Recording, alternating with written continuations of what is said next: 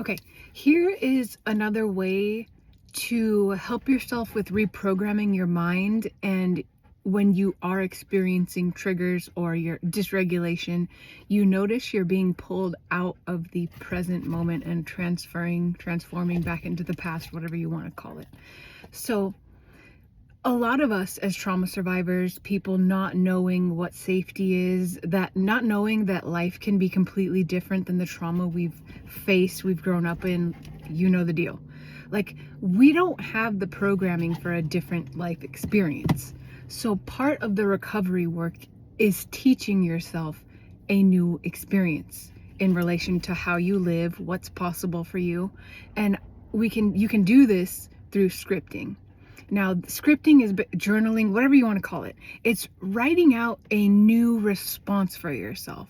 So when you notice yourself in your trigger and whatever your response is, you clam up, you shut up and hide, you freeze, you want to hide, you don't speak your piece, you don't speak up, you don't say, hey, this hurts me. Now, so you notice whatever you do in the trigger, whatever your normal trauma response is. And then you ask yourself, future me, highest healed self me, the best version of me, who do I want to be instead of this traumatized person, how she shows up? And this, okay, this can be triggering because you're just like, well, I don't know. I don't know anything other than this hide, don't be seen, run away. I don't get what I want. Like, this is the fun part where you get to play and be like, who do I want to be? How do I want to respond to my life circumstances? When I'm noticing I'm triggered in the gym, or I'm triggered when a guy looks at me, like, whatever your thing is, you have to decide, okay, the next time I want to hide, I'm going to show up bigger. And this can even be like sitting up straighter, standing taller, like standing up straight, sitting up straight, letting yourself be seen. It can be that little. Like, and by these little micro things, or like you say no, or you say yes. Like, you have to decide, how do I want to react to these things as my best self?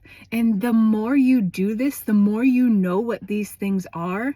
This is how you create a new life experience. Like, again, and while you do this whole process, you have to team with yourself, because this also might bring up a lot of nervous system stuff, of like a lot of past trauma, because many of us are extremely scared and terrified of being seen, of being a person that takes up space, that has confidence. We don't know what it's like to do these things, and you have to be able to create this for yourself if you want to live a different experience that is not you repeatedly being ignored, left, being unseen, being not known. Like, you have to know who you want to become, and then you slowly have to build your life and take little actions as this person would act, as your dream self, your best self would be.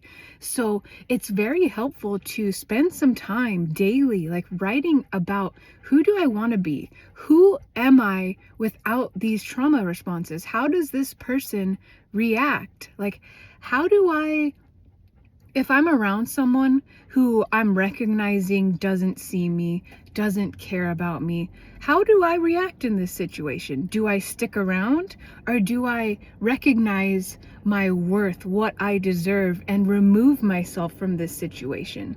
You have to know what you're going to put up with, what you're not going to put up with anymore, and you have to know how you want to act in your life. And then you have to start moving through your life as this version of you.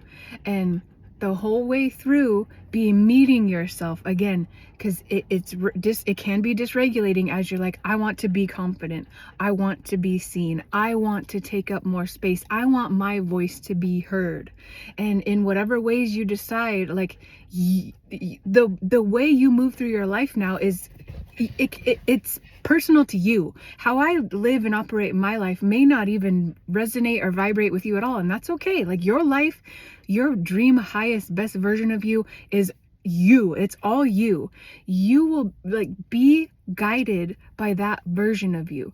Be guided of the version of you that feels safe being seen. What is that like? Like, you have to begin opening your brain, your mind, your body to the experience of you moving throughout life where you're comfortable and safe being seen. Like, you're totally comfortable, safe.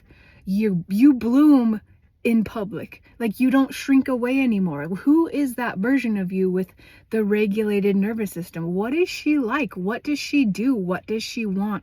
And the more you get familiar with who she is, what she wants, how she acts and moves in this world, like, that's your template for you to begin acting in those ways.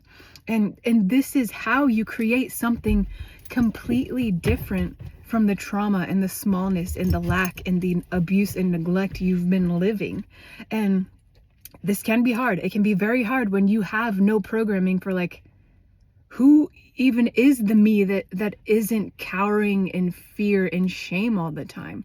And it's part of it is recognizing that, like, you don't have to be that little traumatized girl anymore. You don't. As long as you can master all the work behind this, like knowing how you feel, knowing how your trauma and neglect and abuse has shaped your life, and knowing how to soothe yourself when these triggers pop up, when you start stepping into the higher version of you, the best version of you, who is seen and loved and cared for and nurtured, like being able to soothe her in the moments when you get transported into the past. Like, this is how you bloom into her. You help her and you become her by knowing who she is, knowing how she moves, knowing what she wants, and knowing that there are bigger and more possibilities and opportunities out there for you, and that you can have a better and new life that isn't traumatizing. Like, even opening to that fact is just, it's mind-boggling and astounding for someone who has lived her entire life being neglected and left and so small. Like, there are so many opportunities out there for you, and your life will get so much bigger when you learn how to meet yourself and love yourself and nurture yourself and support yourself and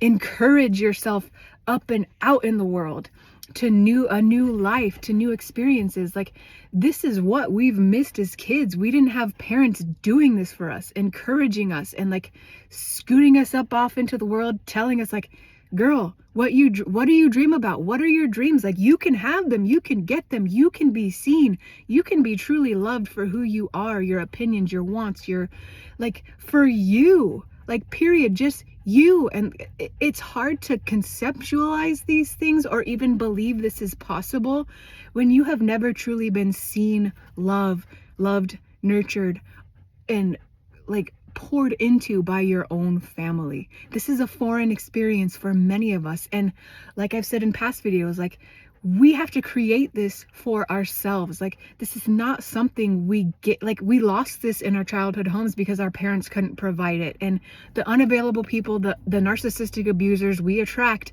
will not give this to you. It's an inside job that you have to nurture and grow within yourself.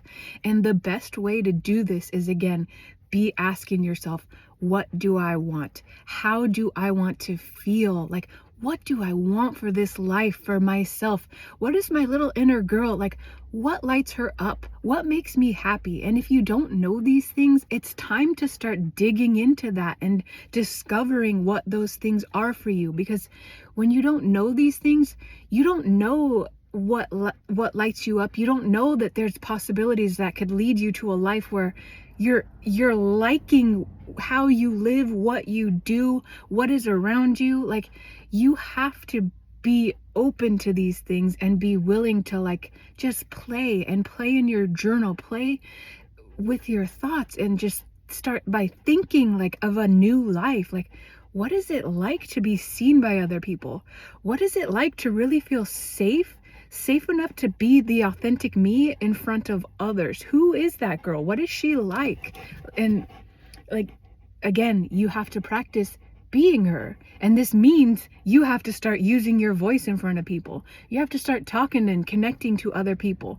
And that gets easier when you're talking and connecting to and feeling your own feelings. You're talking to yourself. You're considering yourself. You're getting to know you, how you feel, and what you want for your life. And just building on this understanding that there are many possibilities and opportunities for you to have these things and to live a new life. Because for many of us, as like all we've known is survival, we don't know opportunities, we don't know possibility, we just know like getting to the next minute, the next hour. And again, it's opening to like, what would life be like if I was not in survival mode?